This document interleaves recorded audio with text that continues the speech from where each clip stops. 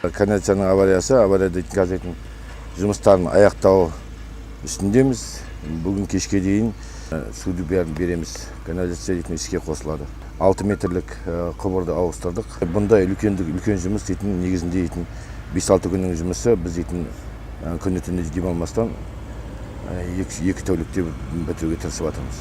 Суды неге айырды? Өйткені дейтін қаланың дейтін жартысы осы құбырмен жүреді. Кәріз сулар дейтін.